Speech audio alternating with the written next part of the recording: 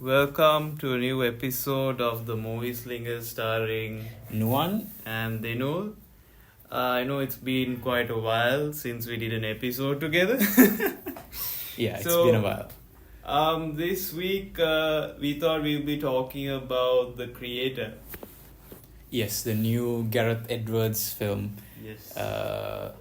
So yeah, we went to watch it, and immediately I think we can all notice that it looks incredible, Yeah. right? It looks really, really good. This is, I think one of the best, or if not the best, good looking film I've seen this year.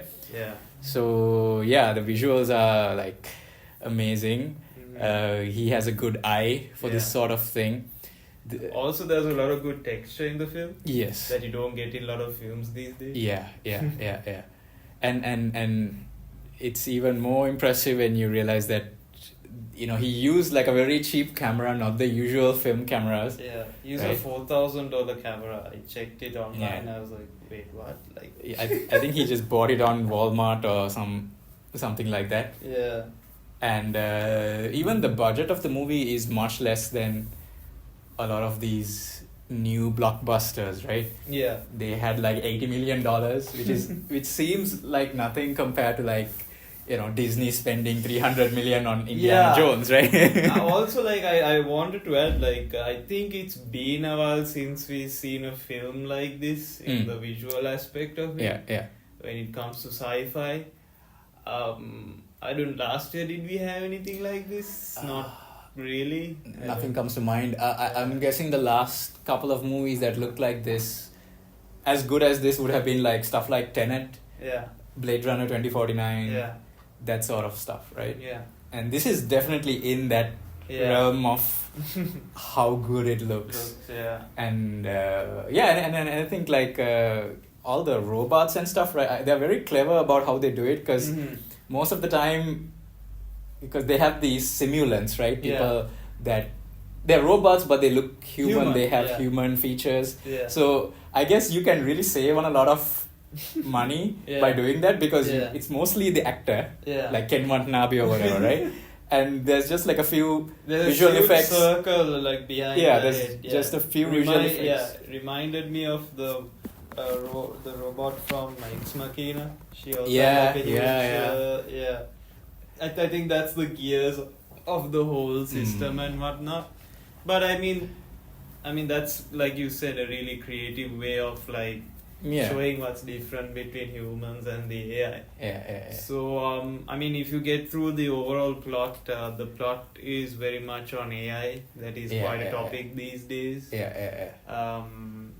I mean, it starts off with a kind of an alternative history towards ours, but Yeah. there is already AI coming in, and they have evolved to a point where, unfortunately, a nuclear explosion happens in Yes. Los Angeles. Yeah. And this And is then- where the yeah. whole divide comes in between humans and AI. Yeah. That's sort of the premise we are in this film. Yeah. It's actually the US. Yeah, the Western. They Western. have banned AI because they Yeah, think that they have been attacked by it.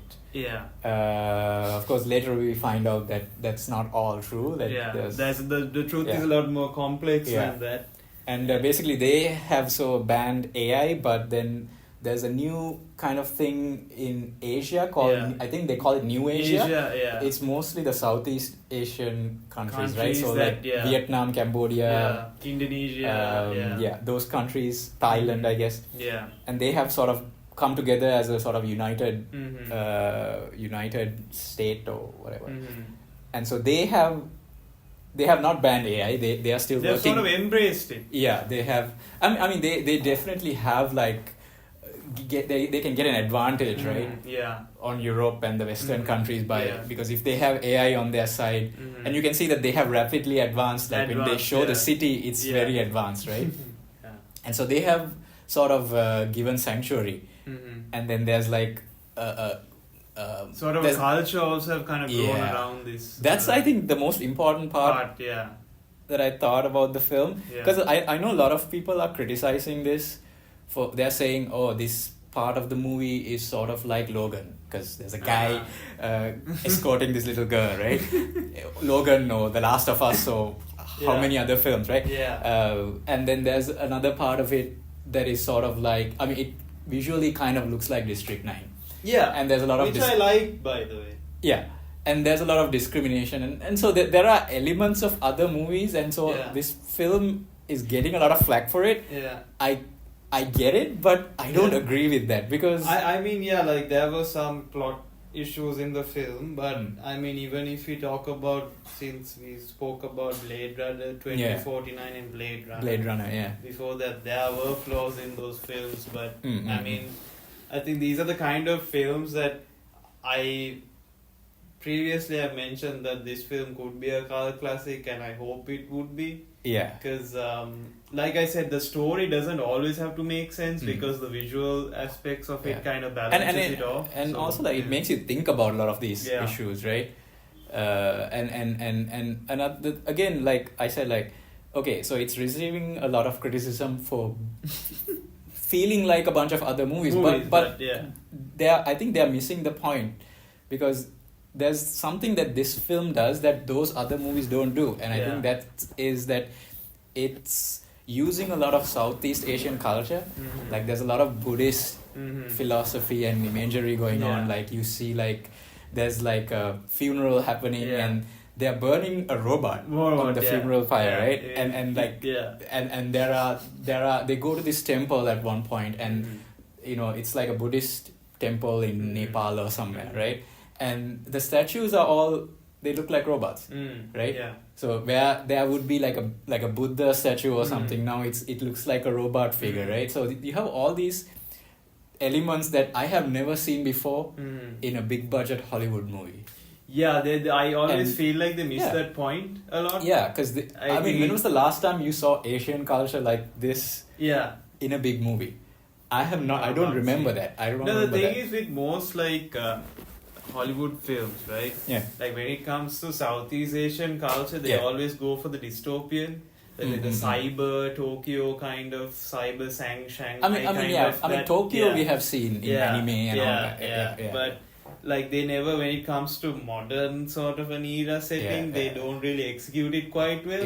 They always give you this very stereotypical, shanties and whatnot. Yeah. Whereas, I mean, we see like slums and stuff. I think you see like an overall picture of it, not only the slums, we also see the city. Yeah. So you can see how the AI has affected both those settings also. I mean, we see at one point we see like a sweatshop kind of factory kind of setting. I mean, it's there. Obviously, it's still I mean, there. it makes sense. Yeah, it makes sense, right? You know, but you also see like I love the kind of montage sequences they have. Like they show flashes of life where now robots are also there, part of it. Like they show like a bike right on the road. I love this shot, and at first you think, oh, it's like a stereotypical Asian guy on a scooter kind of a thing, right? But then the camera pans up and it's a robot. And there's all these little insert shots that they put in between the story of I feel like that kind of humanizes them in a way. Because it looks like normal life. Like the robots are part of... And even the farmers also. So they were like AI. And you thought like, oh, these are like typical farmers, but they're like when they turn their heads towards like the frame, and when you see the huge circle, it's AI. So there's all this stuff that, I mean, I have not seen this stuff in a movie before. So... It's been a while, I think, and so I don't agree with that criticism that this is like every other sci-fi movie, you know? I mean, it has so much new stuff. I agree, yes, the story isn't great, but like I said, the visual aspects and the kind of culture they have built around this film kind of balance it out, like when it comes to plot and all.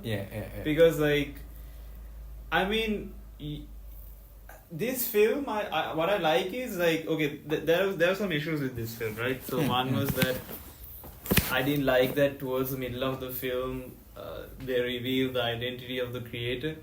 Right. Because I remember towards the second act they were like, oh, this is not the person, this man is not the creator, it's this woman. that you like known for a while. Yeah.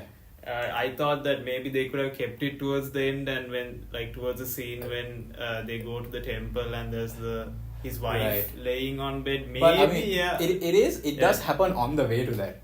Yeah, they do it on the boat. Yeah, on the boat ride. Yeah, which so I mean it's like 5 minutes before you wanted it, so it's not like it's revealed an hour earlier. It's like, but just, I mean those flaws, but right. But I like the film. Yeah. I think John David Washington was really good. Yeah, he's really good. He's really good. He saw some range, and the kid was amazing. The kid was really good. Like, yeah, man, that kid was really good. Like, cause like you like. She's really cute. Like, you feel really happy because there were those moments like you mentioned about Last of Us and Logan. There's a lot of humor between them, and you can see that relationship grow. Because eventually, towards the end, he learns that this robot is basically a copy of their dead daughter. Yeah. And that they lost early in the beginning of the film. Yeah. Okay, because I know that there's a plot into this. So the plot is, like I think we mentioned, like this is a world, kind of an alternative universe where AI has sort of integrated into a society, and unfortunately, because of this nuclear incident, the Western world is against AI, but New Asia isn't. And in New Asia, there is this rebel group. I can't remember the name. But the leader is called Nirmata, which is a Nepalese word for creator. Nirmata is the creator, is the person who is building all has AI. Has built the AI. And so the robots, they worship this person as their god. Yeah. Kind of thing. So like we were mentioning about the mythology and how culturally this has evolved in Asia. And that word, right? Nirmata sounds like Nirmatru. Yeah. So it's sort of like, okay, I'm not an expert on language, but it's that kind of Sanskrit, Pali kind of stuff, right? So it's very close to like Sinhalese as well. So if you take the girl's name, Maya, Maya means illusion. Illusion, which that is an illusion because she pretends to be Maya, but then she actually is the Nirmata, right? Actually, her father used to be the Nirmata, but then she took over. So she has this fake identity kind of thing. So I thought that was cool that the name, if you know what it means, it gives it away actually. So that was a little cool thing, and so since all of that is happening, John David Washington plays this veteran who has lost his limbs. He was an undercover. He was supposed to find who Nirmata was. Nirmata was, and I think he couldn't, right? Because he didn't know it was her. But they sort of came in attacking because they found out that it's actually her, and he sort of. And he has married this girl, right? So he doesn't know. Because later on we reveal that they want... So they were like... John David Washington's character was asked to if you're going to infiltrate, you have to get to know this woman and get into the whole rebel group. So he has been living with them for a long time. So afterwards, after that whole attack happens in the very beginning of the film, I think years later on, he's in Los Angeles cleaning up all the radioactive dirt in Los Angeles because of the whole nuclear attack. And obviously then towards the film, he's been then approached by, I think, the general. And she says that your wife is alive. They're lying to her. So they are showing him a video that she's walking around, but she's not walking around. I mean, they show in a in the very sci-fi sense, they show a holograph of her walking around, and he believes that she's literally alive. And so which is why he wants to go, and they still don't tell him that she's Nirmata. So Intel states that there is a weapon that is being developed in New Asia with the AI, and his mission is to go there, find out what it is and destroy it, and at the same time find his wife and come back home. But where we find out it's not a weapon, it's a child. It is actually a weapon because weapon. Yeah, she has that power. She has a power to like control technology, and she can send out EMP blasts. And she reminded me a bit about Aang from Avatar. All right, okay. The She's way bald as well. And she like has that little... That whole like, you know, like... I mean, I'm sure that little move was sort of like... I mean, she's obviously praying. It's sort of like a Buddhist gesture, right? Yeah. Yeah, so there's a bit of... Yeah, I mean, obviously, I'm sure they thought of it. I'm sure the filmmakers thought of that as well. Yeah. And what's interesting is that even Ken Watanabe's character, right, at one point he is discussing that we need to send the kid to the space station to destroy it. And then the other robot asks, does she know that she was created for this? And then Ken Watanabe says, no, she's innocent. She doesn't know. She's innocent. Yeah, he says. So there's this interesting conversation, and they talk about how sending her up will kill her, but it will end the war, right? Yeah. So. And we forgot to mention. So like the Western world has this space station. It's kind of like the. I'm assuming our listeners have already watched this because we are spoiling everything. Right? So there's this space station that you have to blow up. And you know what I liked about that concept was like the, what do you call it? The kind of light they put down. The targeting thing, right? Yes, the targets, right? It looks creepy. It looks really weird. Because like imagine like you have like your like in this area and all of a sudden you have this target kind of projected at you, these projections. It felt really scary. And really it really kicks in when you get that Radiohead song. And they show the they are flying overhead like a helicopter. So the space station is like feet like and it's scanning ahead of them, right? Ahead of them, and so eerie. And so I was talking about like they were having that conversation about sending the kid up there, right? And so there is a possibility that the kid will not survive. And Ken Watanabe's character is thinking of doing that, and then the other robot kind of gets annoyed and leaves. Like he doesn't agree with this. So it's very interesting that even between them, there is some debate about what to do with this. With the war. Because you feel like even they don't want to like that other robot doesn't. I forgot his name, because the Western world is like waging war on Asia because they have embraced AI and the US and all these countries haven't. And so like New Asia is on this survival mode because they have to do something. And I think that's why the whole debate was also coming up because their villages are getting destroyed everywhere. And they show like protests happening around the world where people are protesting that the US is bombing all these. I mean, they are saying the rebels are in these places and they're bombing it.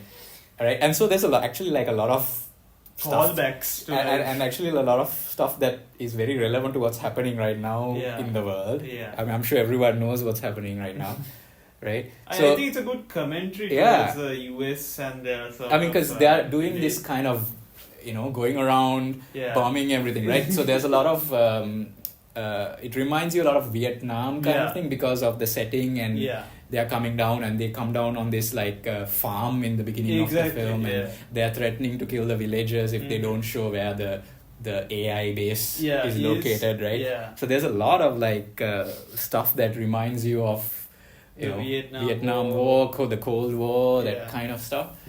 And it's I think the film is highly critical of the US Army and their sort of relations towards the world and how they have because they are having their way and then they don't care what gets hurt, right?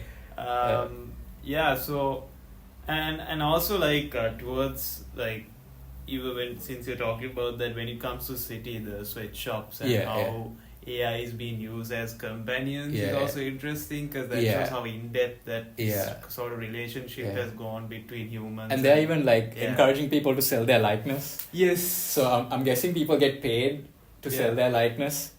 And it's probably a lot of money, I guess, because the robots... So basically the whole concept of that is like selling your likeness in the sense, is it like the... No, because I'm guessing because people donate blood and stuff for money, right? Yeah. So if you're poor, yeah. you could sell your likeness and get money, I think. Okay. And the AI, the robots want that. Yeah. And the people, if they want the money, they can sell it. See, but they don't explain this. I mean, I'm just... that's what I also like about it. Was like there are certain things that they don't explore. But they just show it, and they're like, okay, make up whatever you want. You can think about it, because I think the problem nowadays when it comes to world building is that everyone wants to explain everything. Yeah. This actually doesn't have a lot of exposition about why things like that. They just show you advertisements and all, and you're like, okay, I wonder what this likeness means. And I mean, we are still even talking about this even today. You know? They're selling the likeness, and you see multiple people. They're all the robots. They look similar, right? They look human. And then there's also this other thing where, like, so when you die, you can actually like... Oh yes, they record have this device where it takes your last 30 seconds. I think it's sort of like, if you do it immediately after you die, you can probably record more of it. Mm. But that guy that they show has been dead for a while. Yeah, they use this pen drive. And they inject it on the back of It's like a USB drive kind of thing. And then they connect it to the other robot. Yeah. And now he's alive with the final kind of thoughts of the other guy who has been dead for a while. Yeah. And again, like... That was some interesting. Yeah, it's like, wow, you're actually doing this sort of thing. It's kind of cruel in a way. But also there was something I noticed that I felt like after watching this film, you feel that the AI has more humanity than the humans themselves, which I think that is something that we see in Blade Runner. Yeah, because they actually make you think that, okay, the AI isn't evil in this. Yeah. It's not portrayed in an evil way. It's kind of like they're just sort of like people. They are laughing, they're making jokes, and because I think that AI is also made by humans, and you obviously copy your creator's sort of attitude and behaviors and whatnot. So I guess if the Nirmata believed in harmony between alien the robots and the humans, he would have built it in that way. And then his daughter Maya would have also carried that on, right? So they kind of the I guess what they wanted was for peace between them. So there's a scene where Ken Watanabe says that when Maya was creating the child, she could have made the child hate humanity. And he says maybe she should have, but she didn't. She didn't, and she kept it as innocent because because she loved Joshua, and she put that love for you into the kid, and that's why she doesn't hate humans. And there's an interesting scene where towards the end where the colonel comes in and is about to shoot Joshua, right? Ken Watanabe comes and shoots the grenade in her back. Yes. And it's about to explode, but the kid stops the grenade.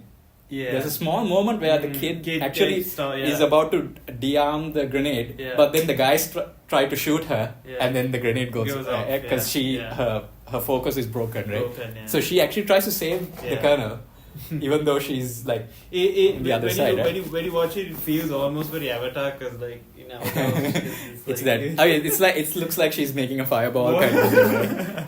Right? So. Yeah, I'm sure there's a lot of anime kind of... Because even like since you're speaking about this idea of her being innocent, right? Yeah. Like when she watches TV, she's watching propaganda against the West. Yeah, so there's propaganda probably on both sides. Because Ken Watanabe says that the nuclear attack was not an attack, it was an error. It was a human error that they blamed the robots on that. And so, but I'm guessing on the other side, the propaganda is different. So, I mean, I know Ken Watanabe says that, but how do you know for sure? No, I mean, the propaganda from the West is anyways the news. Because they say, right? News goes on, right? Yeah, but see, the thing is... Even he could be lying, right? Because he obviously hates humans as well. No, but right? you can see the level of propaganda, right? Of course. Because in the East, they use anime to rile up all the kids and all. So But on the AI side, they do believe in peace. Like you can see, like they want. So it's very interesting, like what's going on. the two sides and yeah. I also like the relationship between John David Washington and the kid. Yeah, that was very like innocent and something you can cherish. Yeah, and it's very funny as well. Yeah, funny. Yeah, and John David Washington. I mean, he has everything, right? He has range. He can be dramatic, but he can also be really funny and also very serious at the same time. Yeah.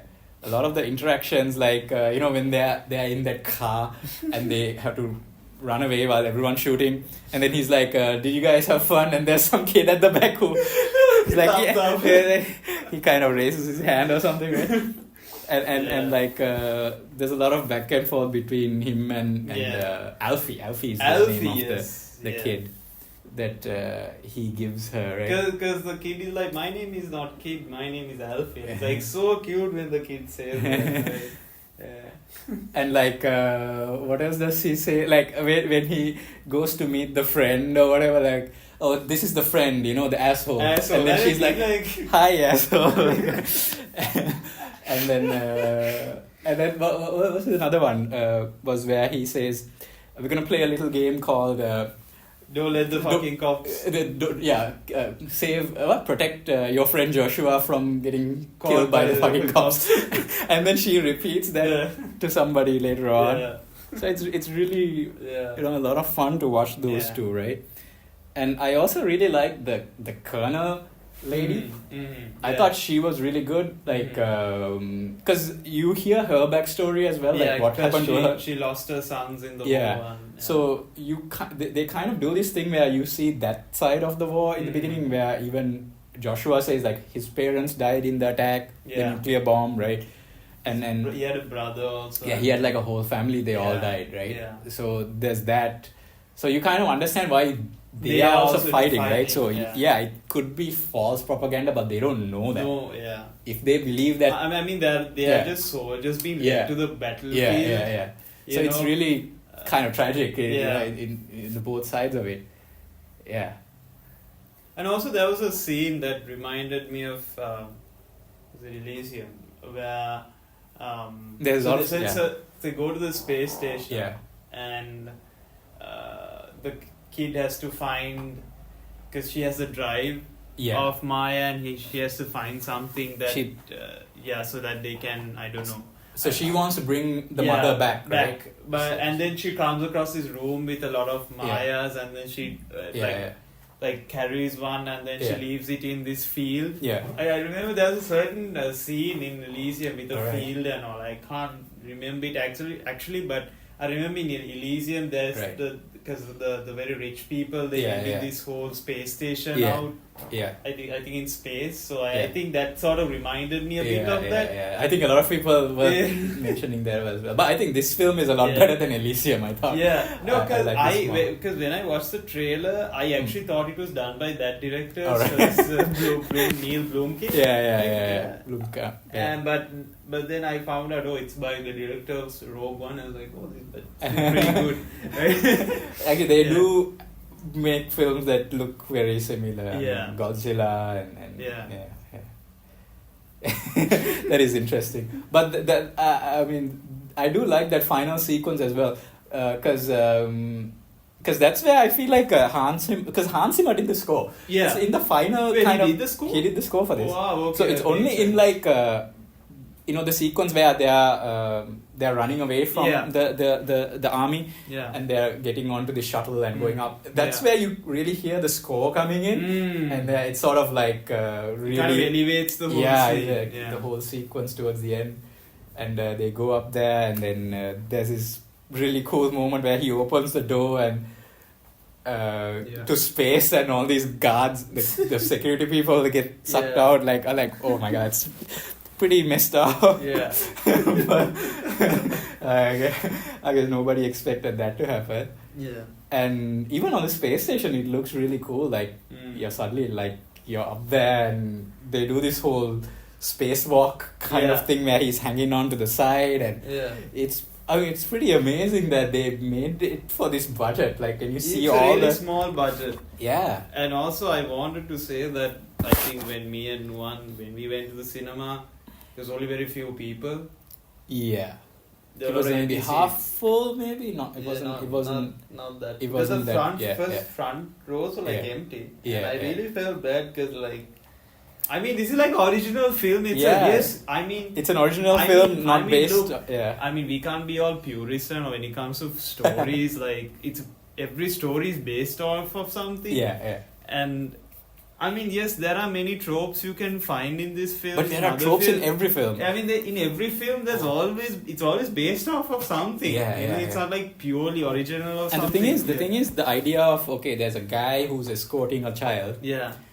That's the thing we see in so many films and TV shows. But I think the thing is, if you do it right, it works every time. I mean, they did it right. They did it right, exactly, right? And we are still talking about it. I mean, it was not very, forgettable and all. Yeah. I love the chemistry between these two.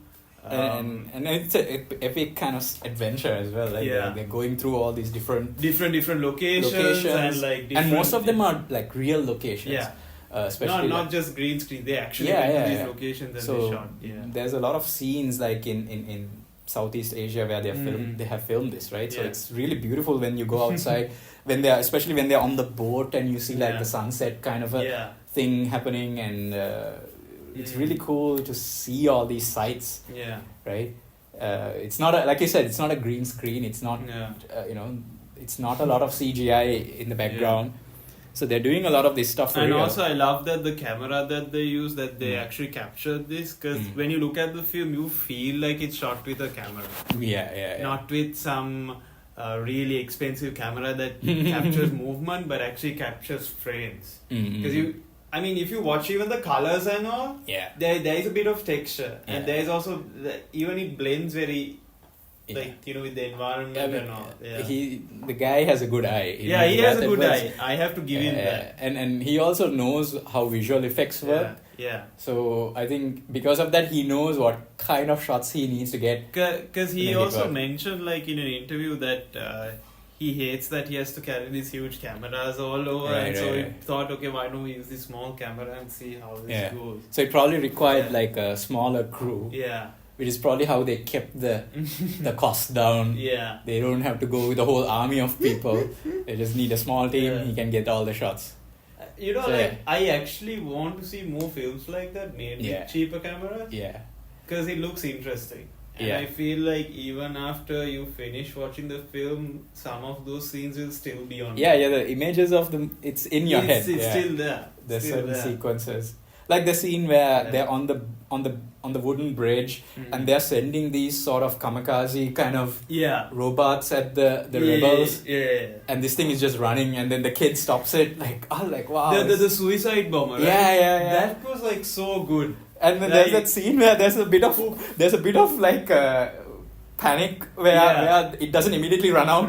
It's just waiting there for a few seconds. You're like, oh, it's gonna explode. And then the colonel is like, go. And then he's like, it's been a pleasure serving you, ma'am. It even says that. It says that. Like, really messed up. Really So I'm guessing, I'm guessing they've done that because they think maybe the robots won't fire at another robot, maybe. Maybe that's why they have done that. It's but also it's a very interesting concept. They brought it up with suicide bombers. And this thing is running right at them. Because with humans, it's not very easy to do it, but with robots, you just, with a click of button, it comes to the location and bam, it explodes. And then the kid stops it, and it's really cool. Man, there's so many moments in this movie, like, it's like, I'm like, that really sticks in your head, right? Yeah, like, because I literally said that, what was my review? Your letterbox review. My letterbox review, I said that, yes, this film looks like, wait, let me just pick it up. Give me a few seconds. I said in an era of mega blockbusters, it's nice to know that this film used a Sony camera that cost $4,000. Yeah. It clearly shows in this film, as you can see the textures in each and every frame of this film. Also, this film reminded me a lot of Neil Blomkamp's aesthetic in District 9, Elysium and Chappie. So, if you guys... It's a lot better than Chappie and Elysium. I would say, for me, I think this is around the same around the same area as District 9. I like this probably around. Yeah. I mean, it's interesting that you know both films are about discrimination. Yeah. And then you have how a certain part of society is being treated. Yes. Which is very interesting. And so I mean, I know this movie is about AI, but it's different from other films we have seen. Mm-hmm. Now, Mission Impossible: Dead Reckoning, which also did AI this year, right? That film is more about AI right now, where how will AI be used to manipulate the truth? Yeah, and masses and the masses, and how controlling what people think. Yeah. And even how it applies to art and things like that. So it's a very dark side of AI we see in that. Yeah. In this one, it's really not about that. It's more about, okay, what if AI are as sentient as a human being? Yeah. And they are not like Skynet. They are more like it's more like discrimination. I feel like this movie is talking more about discrimination between people. Like it's like the majority versus the minority sort of scenario. Because this is not really about like AI.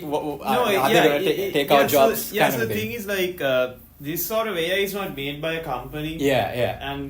And it's not like a hive mind like Skynet or something. Sort of thing. And the AI doesn't really want to destroy humans. They just want to like live together with humans. And the AI is also like not a singular thing. Yeah. Each robot is its individual. Yeah, exactly. It's very different from, again, Skynet. Yeah. Because Skynet is like this massive network kind of a thing, right? Mass produced, it's this program, huge system that is a supercomputer.